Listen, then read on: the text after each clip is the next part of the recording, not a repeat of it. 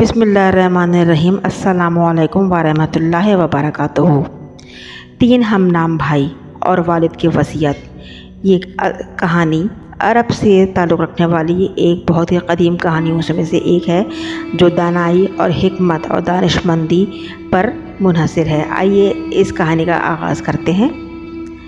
ये एक क़स्सा है 3 हम नाम भाइयों का जिनका नाम अब्दुल्ला था। इनके वालिद ने तीनों का नाम एक ही रखा था। दिन गुज़रते रहे, यहाँ तक कि वालिद साहब को मर्ज़ुल मौत ने आन घेरा। मरने से पहले बुज़ुर्ग ने अपने तीनों बेटों को बुलाया और वसीयत की कि अब्दुल्ला को वरासत मिलेगी, अब्दुल्ला को वरासत नहीं मिलेगी और अब्दुल्ला को वरासत मिलेगी। ये कहने के बाद वो अल्लाह को प्यारा हो गया और तीनों बेटों को एक बहुत बड़े इम्तहान में डाल गया कि वालिद ने ये किस बेटे के लिए क्या वसीयत की है, ये किन 2 अब्दुल्ला को वरासत मिलेगी और किस एक अब्दुल्ला को वरासत नहीं मिलेगी।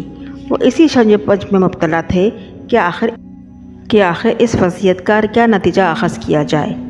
फिर तीनों भाइयों ने फ़ैसला किया कि शहर जाकर काजी से अपना मसला बयान करके उसकी राय मालूम करते हैं और कोई न कोई हल निकलवाते हैं। चुनांचे तीनों भाइयों ने शहर जाने के लिए रख्ते सफ़र बांधा। रास्ते में उन्हें एक आदमी दिखा जो कुछ ढूंढ रहा था। इस्तफसार करने पर उस आदमी ने जवाब दिया कि उसकी एक ऊँटनी खो गई है और वो उसी को ढूंढ रहा है। एक अब्दुल्ला ने पूछा कि क्या तेरी ऊँटनी एक आँख से कानी थी? उस आदमी ने कहा हाँ, ऐसा ही था। दूसरा अब्दुल्ला ने सवाल किया कि क्या तेरी ऊँटनी एक टांग से लंगड़ी थी? उस आदमी ने बेसाख्ता जवाब दिया कि हाँ, बिल्कुल सही, मेरी ऊँटनी एक टांग से लंगड़ी थी। फिर तीसरे अब्दुल्ला ने मालिक से पूछा कि क्या तेरी ऊँटनी की दुम तो नहीं कटी हुई थी? उसने जवाब दिया हाँ हाँ, तुम सही कह रहे हो, मेरी ऊँटनी की दुम कटी हुई थी। बस फिर अब जल्दी से बताओ कि मेरी ऊँटनी कहाँ पर है। तीनों अब्दुल्ला ने मिलकर जवाब दिया कि बाखुदा, हम तुम्हारी ऊँटनी के बारे में कुछ नहीं जानते, ना ही हमें कोई उसके बारे में इल्म है, हमने उसे नहीं देखा। ऊँटनी का मालिक ये बात सुनकर गुस्से में आ गया। उसने फ़ैसला किया कि इन तीनों को काजी के पास ले जाकर अपनी ऊँटनी निकलवाएगा, क्योंकि वो बार बार पूछने पर उसको सच नहीं बता रहे और उसे पूरा यकीन हो चला था कि ऊँटनी इन्हीं तीनों ने छुपाई है। लिहाजा ऊँटनी के मालिक ने इन तीनों भाइयों को काजी के पास चलने को कहा। तो इन तीनों भाइयों ने कहा कि हमें कोई एतराज़ नहीं, क्योंकि हम तो ख़ुद काजी के पास जा रहे हैं अपने किसी मसले को लेकर, चुनाचे आओ साथ ही चलते हैं। फिर ये चारों काजी के दरबार में पहुँचे तो ऊँटनी के मालिक ने काजी के सामने अपना मुद्दा बयान किया। काजी ने इन तीनों से पूछा कि जिस तरह के तुम तीनों ने ऊँटनी की निशानियाँ बयान की हैं, तो उसका नतीजा तो यही अख़ज़ होता है कि तुम तीनों ने ऊँटनी को देखा है या ऊँटनी तुम्हारे पास है।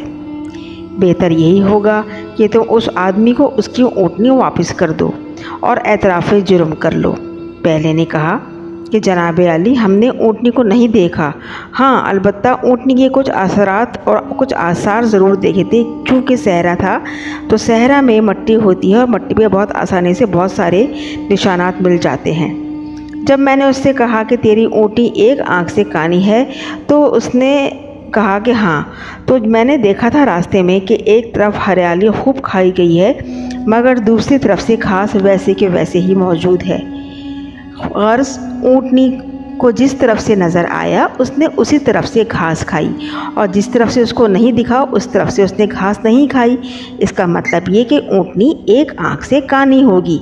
तो ये मेरा अंदाज़ा था जो कि सही निकला।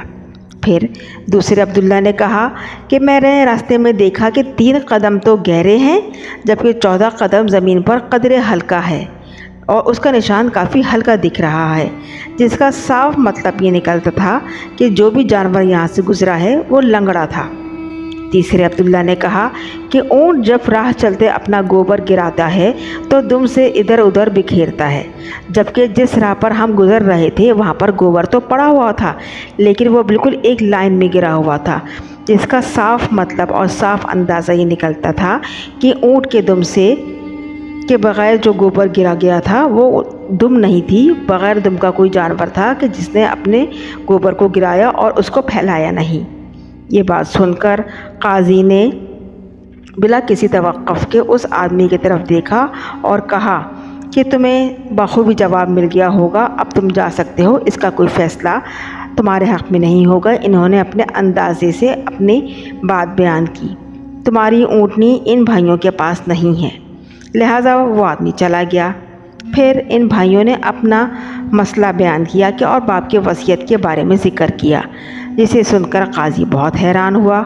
کافی سوچ بچار کے بعد جواب دیا کہ ابھی تم لوگ رک جاؤ یہاں پر، اور کل مجھے اس مسئلے کا جواب دینے کے لیے ٹائم دو، اور میں کل تک اس کا حل بتاؤں گا۔ لہٰذا ان تینوں کو ایک مہمان خانے میں جا کر ٹھہرایا گیا، مگر ان کو کچھ محسوس ہوا کہ جیسے ان کی نگرانی کی جا رہی ہے۔ کچھ دیر بعد ان کے لیے کھانا لایا گیا کہ جو گوشت کے سالن اور روٹیوں پر مشتمل تھا۔ پہلے عبداللہ نے کہا کہ سالن کو دیکھتے ہی کہا کہ یہ سالن کتے کے گوشت کا بنا ہوا ہے۔ دوسرے نے کہا کہ روٹی جس عورت نے بھی بنائی ہے وہ حمل کے آخری دنوں سے گزر رہی ہے، اور تیسرے نے کہا کہ یہ قاضی اپنی ماں کی ناجائز اولاد ہے۔ یہ بات قاضی تک پہنچ گئی۔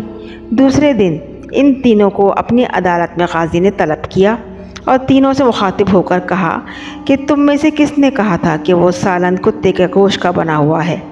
پہلا والا عبداللہ بولا کہ میں نے کہا تھا۔ قاضی نے باورچی کو بلا کر پوچھا تو اس نے اعتراف کیا کہ ہاں یہ گوشت کتے کے سالن کا تھا، اور پوچھنے پر جواب دیا کہ پکانے کو کوئی گوشت نہیں تھا تو میں نے کتے کو کاٹ کر ہی اس کا گوشت بنا ڈالا، اور اس نے کتے کا گوشت بنا دیا۔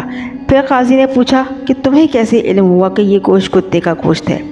تو پہلے عبداللہ نے جواب دیا کہ گائے، بکری، اونٹ، بھینس کے گوشت کے نیچے چربی ہوتی ہے، جبکہ اس گوشت میں یہ گوشت چربی سے بھرا ہوا تھا، بس کہیں کہیں گوشت تھا، اور اس طرح میں نے اندازہ لگا لیا کہ یہ گوشت کتے کا گوشت ہے۔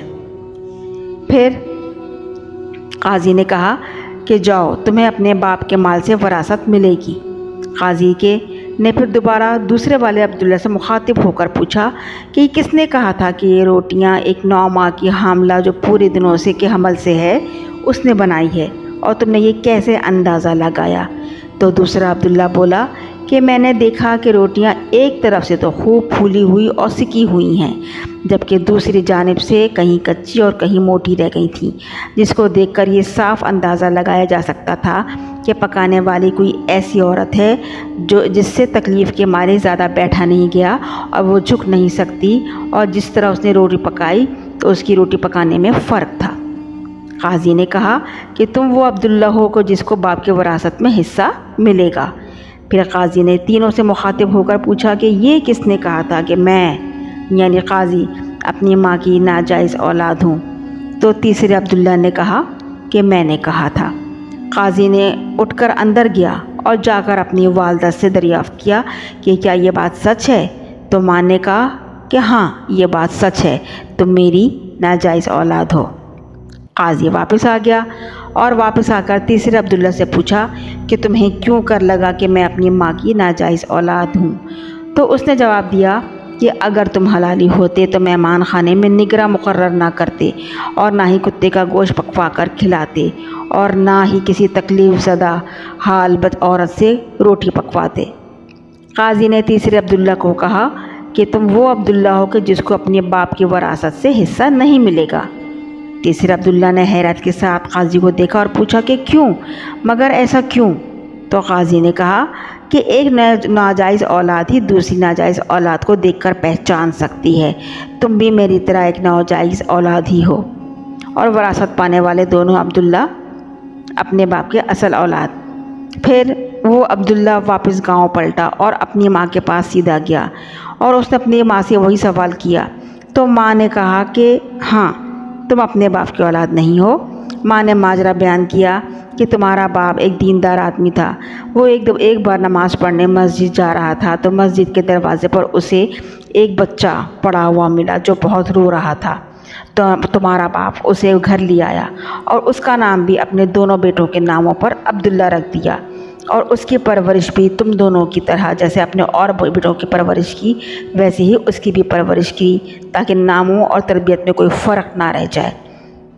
یہ سننے کے بعد تیسرا عبداللہ واپس قاضی کے پاس آ گیا اور قاضی کے فیصلے کو مان لیا، اور اس طرح قاضی نے بہت آسانی سے ان کو فیصلہ ان کے حق میں دے دیا۔ واہ! یہ تھی عرب کے علم و دانش کے گہوارے، جو کہ خود اپنی ذات میں ایک ادارہ تھے۔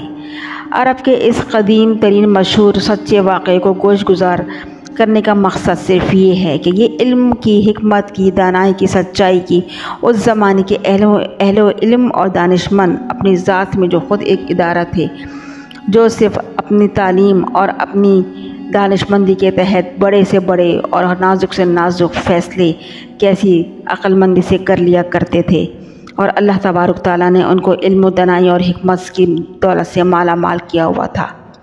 آج کا اگر ہم حالات دیکھیں تو پچھلے حالات سے بہت مختلف ہیں۔ آج ایسی سچائی، دانائی، ایمانداری نہیں ملتی۔ وجہ کیا ہے؟ وجہ اس میں صرف لالچ ہے، وجہ اس میں منافقت ہے، وجہ اس میں ان سب باتوں کی ملاوٹ ہے کہ جو انسان اپنی لالچ اور مفاد کے عوض کرتا ہے۔ آپ سے اس کہانی کو مقصد بیان کرنے کا مقصد صرف یہ تھا کہ ایک باپ نے کس عقل مندی سے اپنے تینوں بیٹوں کو وصیت کی کہ کسی بیٹے کا دل نہ دکھے، اور وہ بیٹے خود اس چیز تک پہنچیں۔